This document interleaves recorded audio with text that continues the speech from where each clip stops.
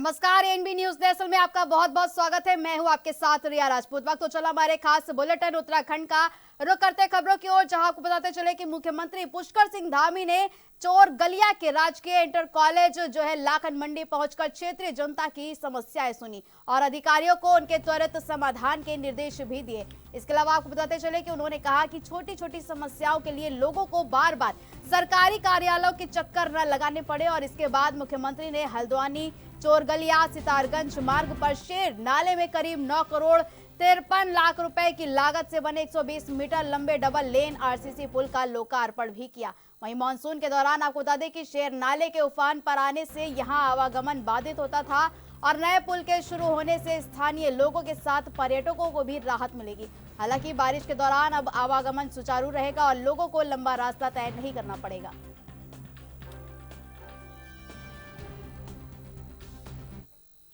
और इसी के साथ खबरों में बढ़ते आगे, जहां उत्तराखंड में खेलों को बढ़ावा देने की दिशा में एक और बड़ा आयोजन शुरू किया गया है। जी हां, आपको बता चले कि मुख्यमंत्री पुष्कर सिंह धामी ने Asian open short track speed stacking trophy 2026 कार्यक्रम में हिस्सा लिया। और इस मौके पर मुख्यमंत्री ने कहा कि राज्य में तैयार किया गया आइस स्केटिंग रिंग खिलाड़ियों के लिए नए अवसर लेकर आया है। और उन्होंने बताया कि पिछले साल भी यहां अंतर्राष्ट्रीय स्तर की प्रतियोगिता आयोजित की गई थी और जिससे उत्तराखंड को खेल मानचित्र पर नई पहचान मिली है। हालांकि मुख्यमंत्री ने इस मौके पर कहा कि इस प्रतियोगिता में 14 देशों के खिलाड़ी हिस्सा ले रहे हैं और रोमांचक खेलों के लिए राज्य में अपार संभावनाएं हैं। इसके अलावा उन्होंने खिलाड़ियों, आयोजकों और खेल प्रेमियों को शुभकामनाएं देते हुए कहा कि सरकार खेल प्रतिभाओं को आगे बढ़ाने के लिए लगातार प्रयास कर रही है।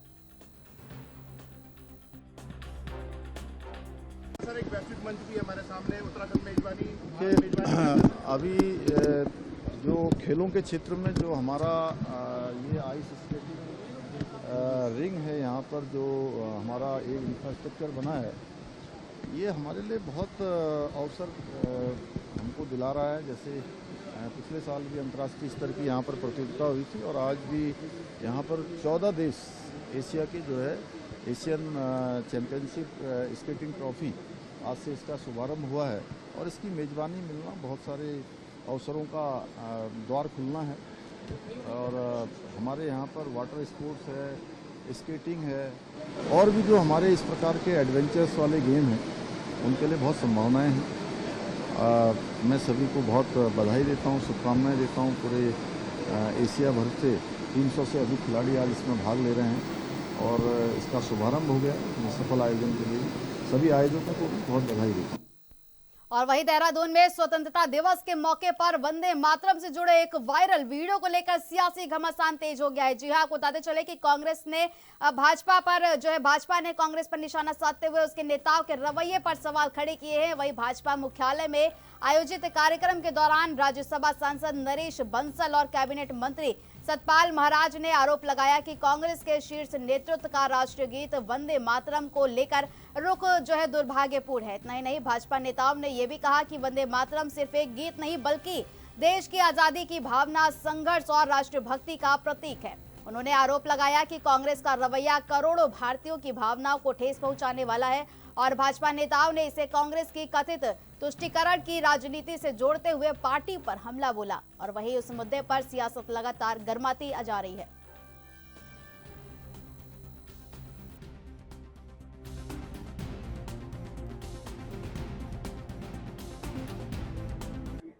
आपने पूछा कि कल कांग्रेस के कार्यक्रम में वंदे मातरम के साथ क्या हुआ। जो कुछ हुआ सबने देखा है। ये कांग्रेस की उस मानसिकता को बताता है जो सदैव इस देश के अंदर वोट बैंक के कारण नफरत को बढ़ाने का काम करती है, विद्वेष को बढ़ाने का काम करती है। जिस वंदे मातरम को गा करके आजादी के दीवाने, चाहे सरदार भगत सिंह हो, सुखदेव हो, राजगुरु और शफाकुल्ला खां हो, फांसी के फंदों पर चढ़ गए। अनेक वर्षों तक कांग्रेस के अधिवेशनों में भी पूरा वंदे मातरम गाया जाता था और अब जब कानून बन गया, जो संविधान की किताब जेब में लेकर चलते हैं, पता नहीं उसमें संविधान के पृष्ठ होते भी हैं कि नहीं,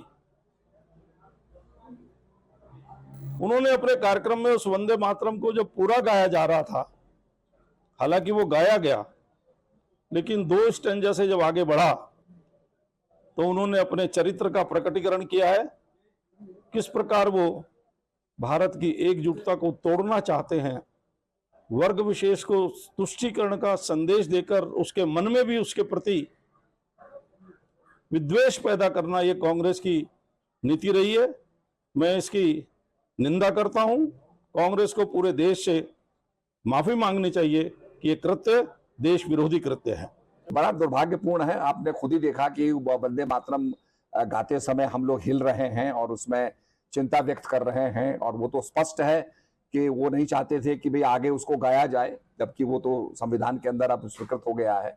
तो निश्चित रूप में वंदे मातरम में हम भारत माँ का ही गान कर रहे हैं, और जब उसके 2 स्टैंजा गाए जा रहे हैं तो पूरे के पूरे क्यों ना गाए जाए। आज पूरा देश उसको गा रहा है, हमने भी ध्वजारोहण किया, उसमें पूरा गाया गया।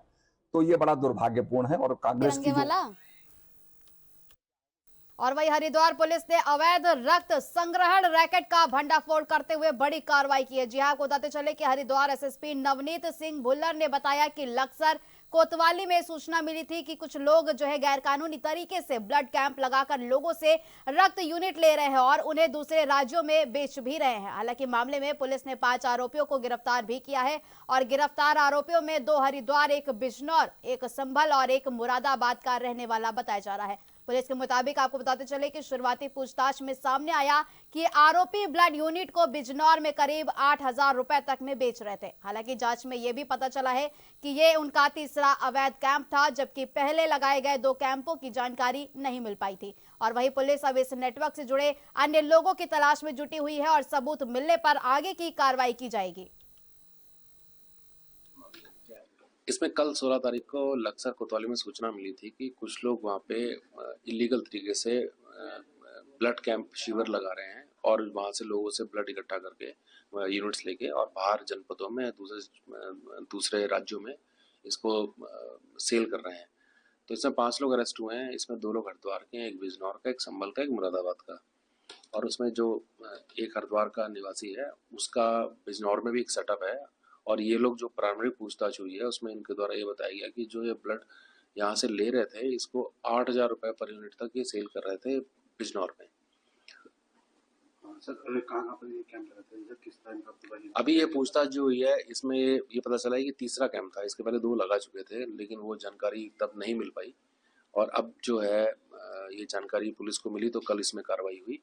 और इसमें इनके साथ जो और लोग जुड़े हुए हैं, कुछ नाम प्रकाश में आए हैं, वो भी हम जांच कर रहे हैं और जैसे भी एविडेंस मिलेगा फिर उनके खिलाफ भी कार्रवाई की जाएगी। ये अरेस्ट 5 लोग किए गए हैं, इनको आज कोर्ट में प्रोड्यूस किया जा रहा है। इसके अतिरिक्त ये पूरा प्रकरण क्योंकि चिकित्सा विभाग से जुड़ा हुआ है एक तरीके से, तो जो हमारे मुख्य चिकित्सा अधिकारी हैं उनको एक डिटेल में पूरे प्रकरण की जानकारी मेरे द्वारा दी जा रही है। आज कितने यूनिट? 27 यूनिट इनके कस्टडी से बरामद हुआ है और सारे इक्विपमेंट जो ब्लड डोनेशन कैंप में लगते हैं उससे रिलेटेड सारे इक्विपमेंट जो थे उनकी गाड़ी में थे, बरामद हुए हैं। उत्तराखंड में मानसून एक बार फिर असर दिखाने वाला है, जहां मौसम विभाग ने 17 अगस्त को प्रदेश के कई हिस्सों में भारी बारिश को लेकर ऑरेंज अलर्ट जारी कर दिया है। वहीं राजधानी देहरादून और टिहरी जिले में भारी बारिश की संभावना जताई गई है, जबकि आपको बताते चले कि अन्य जिलों में भी कहीं कहीं भारी बारिश हो सकती है। और वहीं बारिश के साथ आकाशीय बिजली और तेज गर्जना की आशंका भी है। और वहीं आपको बताते चले कि अलर्ट को देखते हुए प्रशासन और आपदा प्रबंधन विभाग को सतर्क रहने के निर्देश भी दिए गए हैं। पहाड़ी इलाकों में भूस्खलन और सड़क बाधित होने की आशंका के चलते लोगों से सावधानी बरतने की अपील भी की गई है। इसी के साथ आपको बताते चले कि नदी नालों और जो है गदेरों के आसपास रहने वाले लोगों को विशेष सतर्कता बरतने की सलाह भी दी गई है। और वहीं संवेदनशील क्षेत्रों में अनावश्यक आवाजाही से बचने को भी कहा गया है।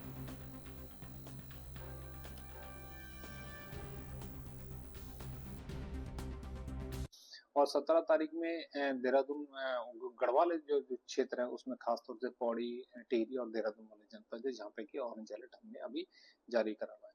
बाकी जनपदों में जैसे मैंने बताया कि अभी लगभग सभी जनपदों में येलो अलर्ट है और जहाँ पे भारी बारिश की भी या वर्षा के अत्यंत तीव्र होने के चांसेस बने हुए।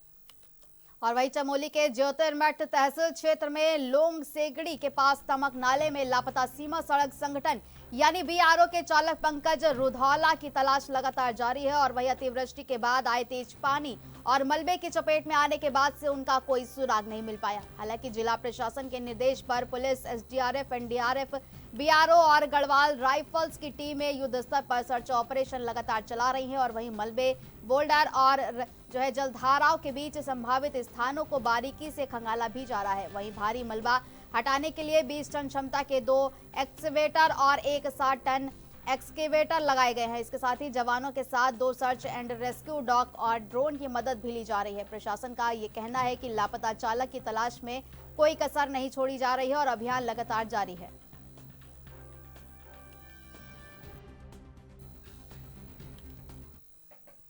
मुख्यमंत्री पुष्कर सिंह धामी ने खटीमा कैंप कार्यालय में स्थानीय और अन्य जनपदों से आए लोगों एवं जनप्रतिनिधियों से मुलाकात कर उनकी समस्याएं सुनी। इतना ही नहीं, मुख्यमंत्री ने अधिकारियों को शिकायतों का प्राथमिकता के आधार पर त्वरित, पारदर्शी और गुणवत्तापूर्ण समाधान सुनिश्चित करने के निर्देश भी दिए। उन्होंने कहा कि जनसेवा सरकार का मूल उद्देश्य है और आम जन की समस्याओं का समयबद्ध समाधान राज्य सरकार की सर्वोच्च प्राथमिकताओं में से शामिल है। मुख्यमंत्री ने अधिकारियों से प्रत्येक शिकायत का संवेदनशीलता के साथ परीक्षण कर प्रभावी कार्रवाई करने को कहा ताकि लोगों को अनावश्यक रूप से सरकारी कार्यालयों के चक्कर न लगाने पड़े। और उन्होंने कहा कि सरकार सुरलीकरण, समाधान और संतुष्टि के मंत्र के साथ काम कर रही है। हालांकि जनहित के मामलों में अधिकारियों को पूरी गंभीरता, पारदर्शिता और संवेदनशीलता के साथ कार्य करने के निर्देश भी दिए गए हैं।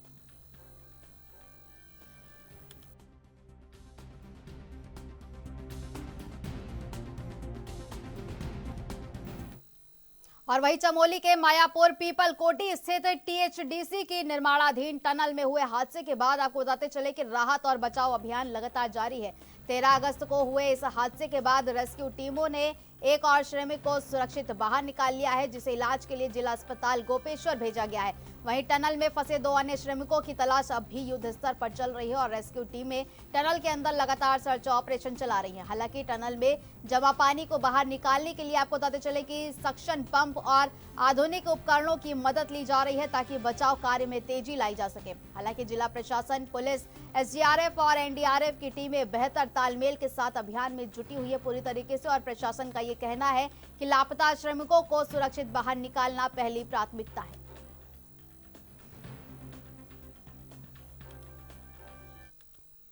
और इसी के साथ बढ़ते आगे, जहां राहुल गांधी और मल्लिकार्जुन खड़गे के बाद अब कांग्रेस महासचिव प्रियंका गांधी के उत्तराखंड दौरे की तैयारियां भी शुरू हो गई हैं। और वहीं कांग्रेस चुनाव प्रबंधन समिति के अध्यक्ष और पूर्व कैबिनेट मंत्री हरक सिंह रावत ने प्रियंका गांधी के उत्तराखंड दौरे की संभावना जताई है। जी हां, उन्होंने बताया कि कांग्रेस पार्टी श्रीनगर, गढ़वाल और पिथौरागढ़ में प्रियंका गांधी की रैलियां कराने की तैयारी कर रही है और कांग्रेस के वरिष्ठ नेताओं के लगातार उत्तराखंड दौरे को आगामी विधानसभा चुनाव की तैयारियों से जोड़कर देखा जा रहा है। हालांकि पार्टी की रणनीति बड़े नेताओं की रैलियों के जरिए कार्यकर्ताओं में उत्साह बढ़ाने और चुनावी माहौल को अपने पक्ष में करने की है। और वहीं प्रियंका गांधी के संभावित दौरे से आपको बताते चले कि कांग्रेस के अभियान को नई धार मिलने की उम्मीद है। हमारे राष्ट्र महामंत्री आए हैं राहुल जी का छात्रों गूंज के कार्यक्रम में, और पौड़ी और अल्मोड़ा भले ही उसमें मौसम खराब के कारण नहीं पहुंच पाए, वीडियो कॉन्फ्रेंसिंग माध्यम से उन्होंने बैठक ली है। हमारे राष्ट्र अध्यक्ष, राष्ट्र महामंत्री वेणुगोपाल जी आए, खड़गे जी, कल 2 दिन का समय खड़गे जी राष्ट्र अध्यक्ष ने दिया। और हमारे राष्ट्र नेता प्रियंका गांधी जी का संभावित दौरा गढ़वाल में, श्रीनगर में एक बड़ी रैली उनकी होगी और कुमाऊं में हमने पिथौरागढ़ में एक बड़ी रैली का प्रियंका गांधी जी कुमाऊं में होगी और उसके बाद राहुल गांधी जी के कार्यक्रम भी होंगे। तो लगातार हम हर क्षेत्र में, पूरे प्रदेश के हर क्षेत्र में, माने राहुल जी ने भी, खड़गे जी ने भी और प्रियंका गांधी जी ने भी हमको आश्वासन दिया है कि रात दिन जहां भी हमारी जरूरत होगी हम आपके साथ हैं। तन मन धन से हमारी पूरी राष्ट्रीय पार्टी, हमारे राष्ट्रीय नेता उत्तराखंड में कांग्रेस के कार्यक्रमों के साथ खड़े हैं। खबरों का सिलसिला यूं ही चलता रहेगा, लेकिन उससे पहले चलते एक छोटे से ब्रेक पर।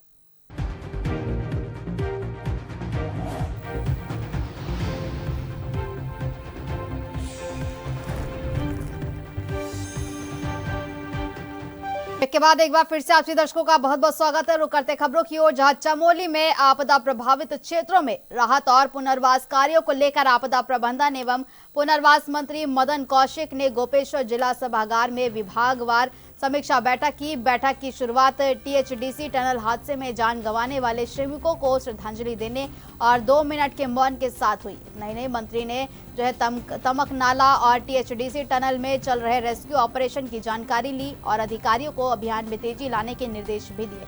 उन्होंने कहा कि फंसे हुए श्रमिकों की तलाश और सुरक्षित रेस्क्यू और सरकार की सर्वोच्च प्राथमिकता है। और वहीं मदन कौशिक ने प्रभावित क्षेत्रों में पेयजल, बिजली, सड़क, खाद्य सामग्री और स्वास्थ्य सेवाओं को जल्द बहाल करने के निर्देश भी दिए।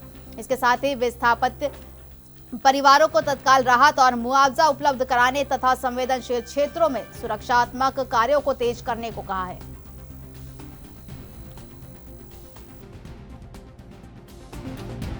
प्रबंधन को लेके एक समीक्षा बैठक हमने यहाँ गोपेश्वर में की है। बैठक में जो तत्कालीन घटनाएं घटी उन पर भी विस्तृत चर्चा हुई। संबंधित विभाग के सभी जो थे टीएचडीसी और उन सबको बुलाया गया, बातचीत हुई है। और जो पूरे ज़िले के अंदर आपदा से प्रभावित कार्य थे उन सबको लेकर भी वार्ता हुई है। जो सेंसिटिव इस प्रकार के क्षेत्र हैं उनमें तत्काल कार्रवाई करे जाने का अपेक्षा सरकार ने सभी अधिकारियों से की है। उनको इस प्रकार के निर्देश दिए गए हैं क्योंकि एक संवेदनशील आपदा की दृष्टि से जिला है, तो इस जिले में जो सारे इस प्रकार के कार्य होने हैं उन कामों में कोई कोताही ना हो किसी प्रकार के, उन सब कामों को समय रहते हुए करने के लिए कहा गया। उत्तराखंड के चमोली जिले के मायापुर पीपलकोटी स्थित टीएचडीसी की निर्माणाधीन टनल हादसे में घायल श्रमिकों का जिला अस्पताल गोपेश्वर में उपचार जारी है। और वहीं आपदा प्रबंधन एवं पुनर्वास मंत्री मदन कौशिक ने अस्पताल पहुंचकर घायल श्रमिकों से मुलाकात की और उनका हालचाल भी जाना। उन्होंने चिकित्सकों से श्रमिकों के स्वास्थ्य और उपचार की जानकारी भी ली और मदन कौशिक ने बताया कि फिलहाल 11 श्रमिक अस्पताल में उपचाराधीन है और चिकित्सकों की निगरानी में उनका इलाज किया जा रहा है। हालांकि उन्होंने ये भी कहा कि मुख्यमंत्री पुष्कर सिंह धामी के निर्देश पर सभी घायलों को बेहतर चिकित्सा सुविधा उपलब्ध कराई जा रही है। हालांकि मंत्री ने चिकित्सकों को उपचार में किसी भी तरह की कमी नहीं रखने और जरूरत के अनुसार विशेषज्ञ चिकित्सा सुविधा उपलब्ध कराने के निर्देश भी दिए हैं।